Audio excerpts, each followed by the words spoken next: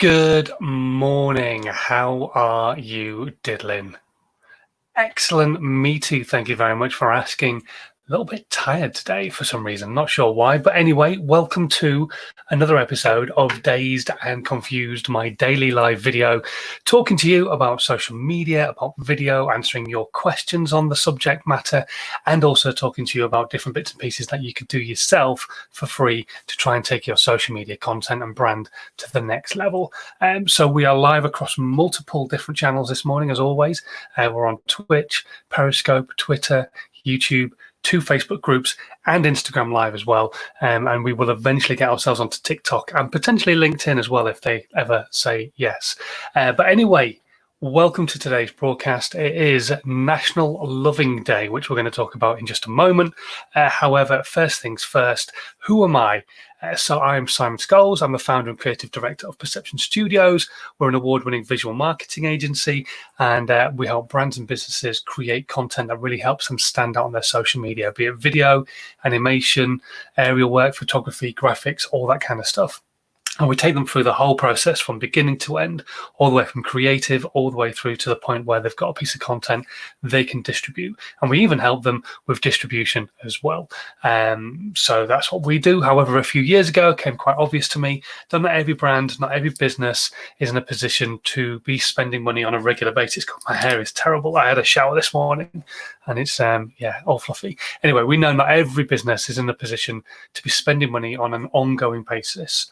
Every single piece of content doesn't have to be made by a professional team. So what I wanted to do is try and help people understand what they could do themselves for free, how you could make one piece of content work harder for you across multiple channels. So that's what I created. I created a process and I wrote it into a book format that went to #1 called How to 9 Times Your Social Media Process. And basically it just helps you create more content from one piece of content. So many people don't create content because they're tied up in the idea of, oh, it's going to take me a long time, or I don't know what to talk about. Well, this process helps with everything, tries to create more time for you so you can create more content, and also helps you understand what content you're going to be creating on an ongoing basis. So that's what I did a few years ago. It's a completely free process because obviously all these things that people can create themselves don't cost a penny to do. They just cost a bit of time. So if you've got the time available to you when you're not selling, then you could be creating more content, increasing your brand's awareness, your brand's visibility, especially right now during these weird times where we're all either in lockdown or we're struggling to get out and about as often as we used to. So that basically is it. That's what these broadcasts are all about, is to try and help you get more content out there for your brand, for your business, for free. I want to help you start creating. That's as simple as these broadcasts are. So hello to Dom John, who's just joined us this morning. He's a DOP, a director of photography, and a damn fine one at that as well. I've worked with him on some really cool projects in the past. Also, good morning to Miles, who's just joined us this morning, asking if I've only just got up or didn't sleep. Well, no. It is literally just did circuit training, had a shower, went out in the wind kind of look. Yeah. Anyway, who cares? Doesn't matter, does it? As long as what we're talking about is a bit of value for you. So, what we're going to talk about today, what was I saying? Oh, yeah, it's Loving Day. And I've been asked a few times about this in the past, so I thought I would turn it into a subject matter for today. Is it okay to join groups where you give each other love? And there's two sides to the coin there. So yes and no. So basically what they're meaning is you can join like a little group on Facebook or on WhatsApp and have all your friends in there. And when you put a piece of content out on LinkedIn, you say, I've put a piece of content out, can you go and give it some love? And they'll go out there and they'll give it a like and they'll give it a share and some comments, because all the algorithms are looking for is interaction with your content. And the more people who interact with it, the better they're going to push your content out to more people, and so on and so forth. So if you can get a good number of people right at the very beginning to literally go bang, like, comment, share it, then you're onto a winner. The problem is that if the algorithms also see the same people doing it over and over and over and over again, then they start to realize that you're probably in some sort of interaction group and actually don't necessarily ruin what the person's doing for you, but they just hold it back a little bit. They don't give you as many points. If you class it as a point system, so LinkedIn works on a point system. Not all of them do this, but LinkedIn goes, right, okay, you get 1 point for a like, you get 2 points for a comment, and you get 3 points for a share. So that's kind of what they do, is they go, right, okay, that person has been liking every single piece of content. Literally the minute that it comes out, they could be just somebody who really, really likes their stuff. That's fine. So we're not going to completely negate everything that they're doing, but we're just going to hold back on how much we're going to push this content. So we're going to only give 2 points rather than 3. That's the kind of ethos that they get in their head. And it's not you sat there on a computer keyboard. It's just the algorithm and the way it's programmed. So I am a fan of these kind of groups, as long as everybody within them is fair and equal and is going out and liking your content and commenting and sharing it with their audience and all that kind of stuff. It's when it gets to a situation where not many people are doing it. And you get a lot of that with different Twitter hours and different hashtag hours. People like myself will go out there and understand that it's important to be social. So I'll like a tweet from a person who's included in the hashtag hour. If what they're saying is valuable, I will definitely share their content as well with my audience, especially if it's like a product or an offer, that kind of thing, because I don't know who in my group of friends might want to buy a bottle of gin or might want to buy that particular art and craft set. So of course I'm going to share it because they might get value from it. But then you get a lot of people within these hours who will just literally automatically use things like Hootsuite or Buffer to post a piece of content with that hashtag in at the same time every single day, because they know those hashtag hours are taking place, and then they step back and never like anything else that's coming out in that hashtag hour. And so that content, just their content gets liked and nobody else's does by that person. So you've got to be certain that the groups that you're part of are actually going to be fair for you when you're actually joining them. Make sure that everybody in there is in there for the same reason. Make sure everybody in there is going to be posting content and going to like and share and comment on your content as well. But also be aware that the softwares behind each of these platforms understand when you're doing this kind of thing. They're not stupid. And so they're not going to completely hold back your content. They're not going to push it further down people's feed just because the same person's liking it over and over and over again on a regular basis, because they don't know whether that person really does like your content, so much so that they're instantly looking out for it the minute that it goes live. But what they will do is just hold back on how much they're going to push your content out further. Because if you didn't already know this, what happens is when you post a piece of content, it doesn't go to your entire audience. So you could have 1 million subscribers on your YouTube channel, and 1 million of those people are completely engaged with your content. Brilliant. However, YouTube will still not send that content out to all 1 million people. It will send it out to 5, maybe 10% of your audience if you're lucky, but generally 5% of your audience, and they'll see how well it performs. If a good percentage of that 5% actually like your content and go and watch it within the first 2 or 3 hours, then they will push it out a bit further, and then a bit further, and then a bit further. The way LinkedIn works is on the point scale. You need to score 20 points within the first 1 hour of posting your content. If you manage to do that, then they'll push it out to a bit more of your audience, and then they'll do another point scale, and then again, and then again, and then again. So all the different platforms do it in a different format, but you've just got to kind of play the game, really. And yes, I understand people joining these interaction groups. They are a bit frowned upon by the actual platforms, which is why, like I say, they'll hold back your content a little bit, because they can't guarantee that the person who's liking your content instantly every single time that it comes out isn't part of one of these interaction groups with you. But they're never going to really know fully. So it's a double-edged sword. But yes, be in them, but no, don't be in them. It's maybe not for every single platform, or maybe just not for every piece of content. And I know people, myself included, I'm in one for LinkedIn with a bunch of other businesses because we all like what each other puts out. So we like our stuff, but I don't put everything I put out on there. In fact, it's very rare that I put stuff out into the group. But then now and again, when it's a piece of content that I really want to get some good traction on, then I will put it into the group and use it that way. And maybe that's the way you might want to look at start using the groups yourself, is that it's fine and dandy. People are posting content in there all the time. You go off and just like and share and comment on their content because you're getting value from it and you like what they've got to say and you want your audience to get value from it. But maybe with your own stuff, you just maybe hold back a little bit and just go, actually, this is a pristine piece. This is a piece I really am very proud of. I want more people to see it. Then put that into the group. So, for example, someone like Dom, who is a director of photography and creates some great content, he wouldn't put every single piece of content he makes into LinkedIn and put it onto the group for people to go and like it and share it. But then he'll maybe do one piece that's specifically special for Dazed and Confused mugs. And so he will then go, I'm really proud of that piece. I really like that piece and the story that's behind it. I'm going to put that on LinkedIn like I normally do, but I'm going to get the group to get behind it as well.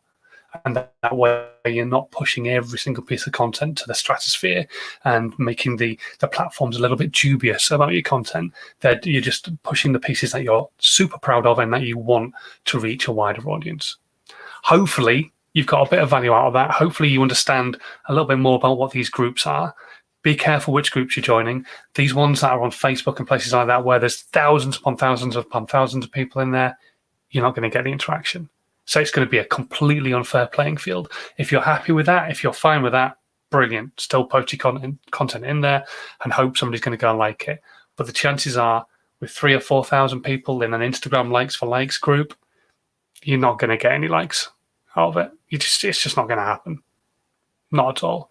And also that many people that are in there, most of them aren't going to get value from your content anyway. So yeah, you got to remember there's always that niche. So I would keep it a bit more narrow, keep it to people who are close to you, who actually like the content that you're putting out, who've already got value from you, you've got value from them, and make that like your interaction group. But yeah, the platforms frown on it. So it's a really difficult one to come out and completely say, yay, go for it, because you shouldn't really. But yeah, I can see it and I can understand why people do, especially if the other people who are liking it are definitely also getting value and liking your content. If they're not, if they're just liking it for the sake of liking it, if it's like a like for like group, don't do it. Just don't do like for likes. Do likes for the fact that you're putting out value and people will like that content and have already got value from your content in the past. Okay, right here, let's have a look, see who else has joined us at all. And nobody at the moment on Instagram Live, that's cool. And we've got a few people watching on the other channels. If you are watching on the live right now, please say hello in the comments and we can say hello back to you. Miles is asking this question here. On Facebook, what does a top fan mean? I know it's a bit of a random question. It's not a random question at all. Quite a lot of people ask that. And basically, it means that within the group or the page that you're on, you are the person who is a top fan. So you're commenting the most, you are interacting with other people as well within the group. So it's not just the group owner that you're interacting with, but other people's content that they're putting out. And so the group and Facebook and the algorithm sees you as somebody who's a top fan within that group. So if you are a top fan within the group, it just means that you're interacting well with the group and the content that's going into that group. There you go. That's a fairly simple one to answer. Hopefully you like that answer, Miles. Right, okay, let's have a look at some more questions that came in overnight. Right, where should we start? I've got 3 questions.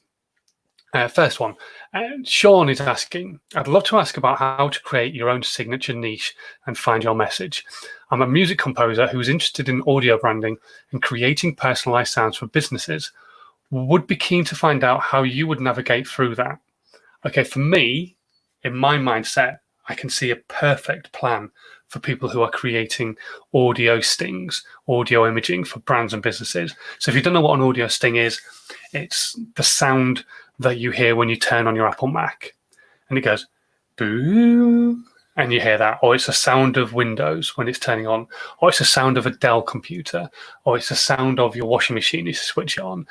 Different brands have different sounds or stings or branding that is connected to them as a brand and as a business. And so for somebody who's starting out in that particular marketplace, it's difficult to niche a specific audience for that, because obviously lots of brands and businesses could benefit from it, and also you're just starting out. So what I would recommend personally is listening to local radio stations. So every area has got multiple local radio stations on it, community stations, local stations, but listen to the commercial ones, not your local. In the UK, we have the BBC. There's no commercials on there. I don't know if you've got something similar in America, but listen to the radio stations where there is adverts being played, whatever country you're in. And basically, those adverts are people who are willing to have audio created for radio. And so they're people who are obviously into audio, understand the power of it, and approach them. You're not going over the radio station's head. You're not going to upset anybody at the radio station. You're not suggesting you're going to make their adverts for them. You're just approaching them and just going, "Hi, I'm Sean. I'm a music composer. I make audio stings for brands and for businesses. And I heard your radio advert on X radio station. And I was wondering, if you're doing this on an ongoing basis, would you be interested in having an audio sting created so people recognize you from the sound and the piece of content that's playing before they even hear the advert? So they're ready to understand what the next advert is going to be about.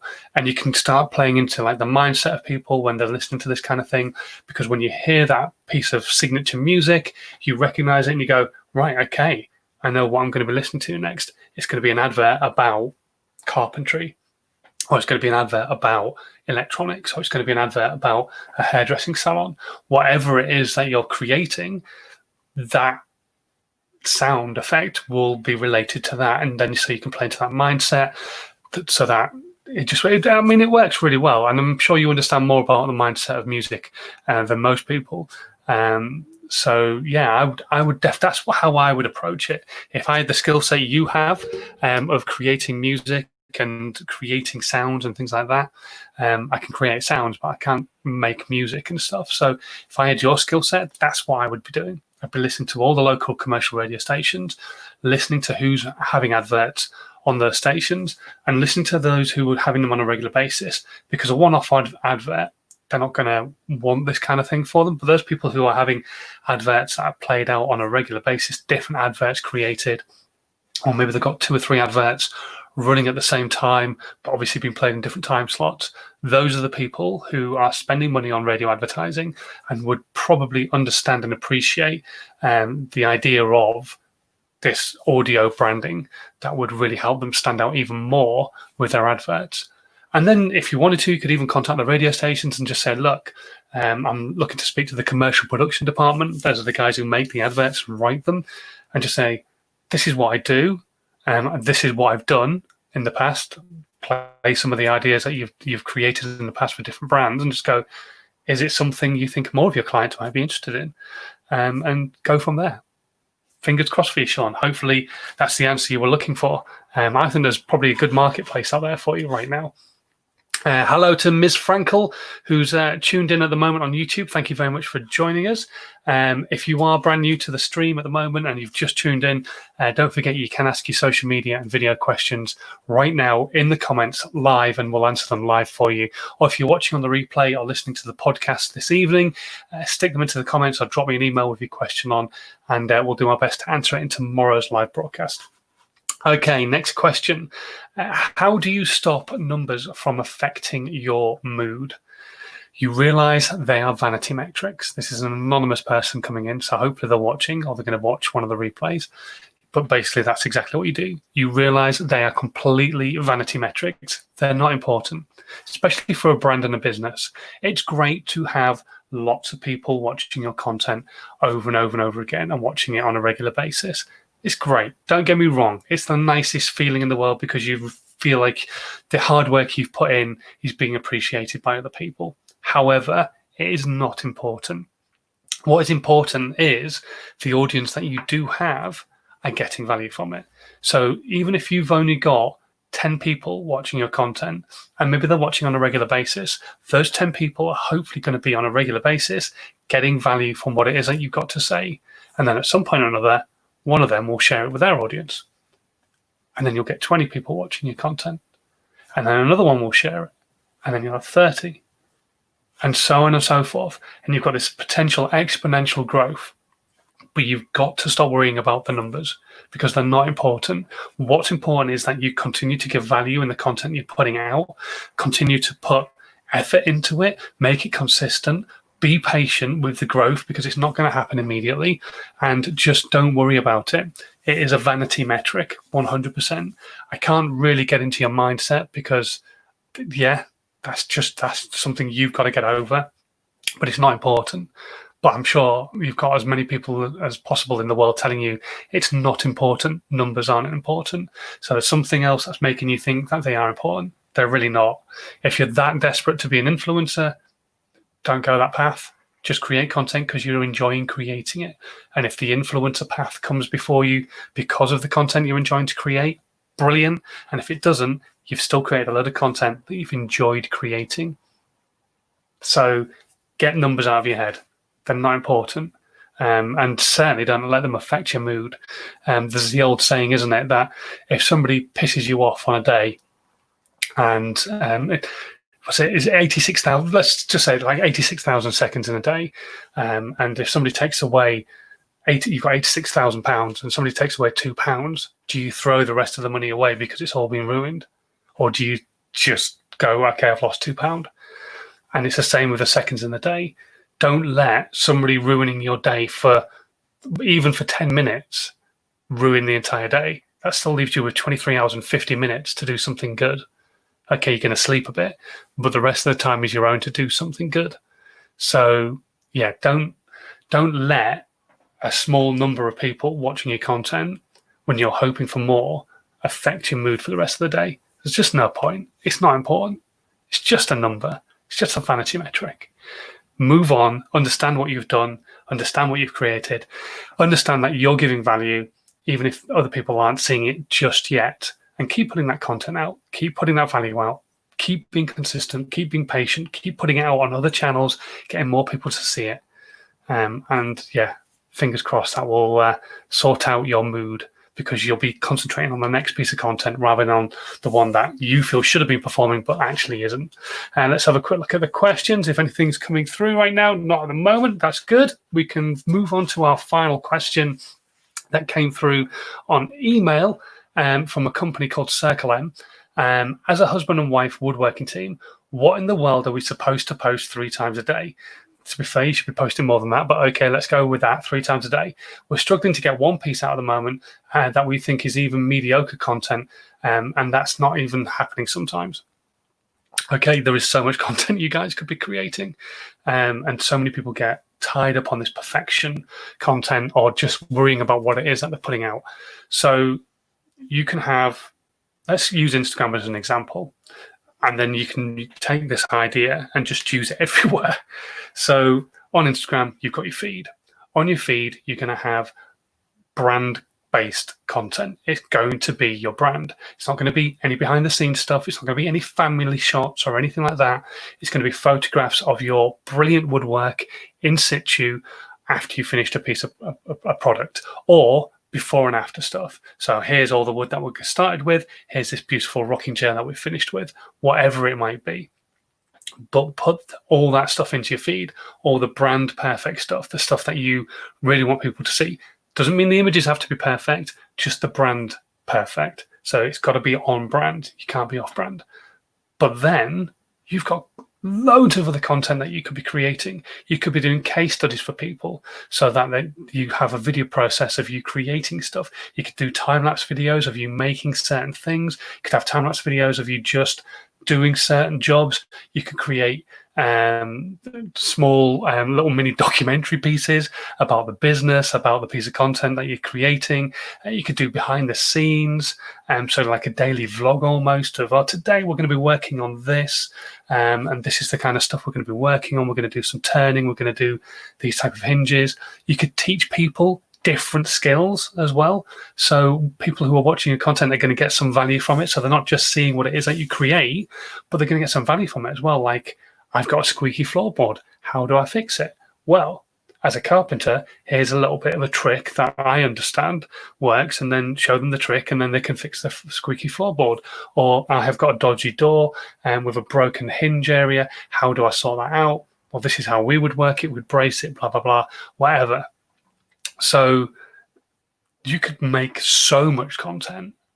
It's scary, but you've got to get over this idea of mediocrity.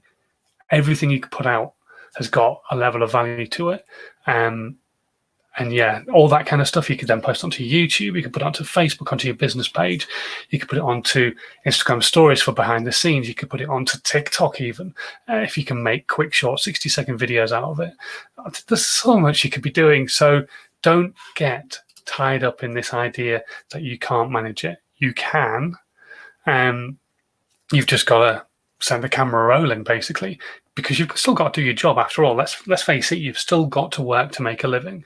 So you don't want to be spending loads of time filming stuff and things like that. So set your camera up, doing a time lapse, set your phone up, doing some filming, and then edit it all together in the evening or what have you.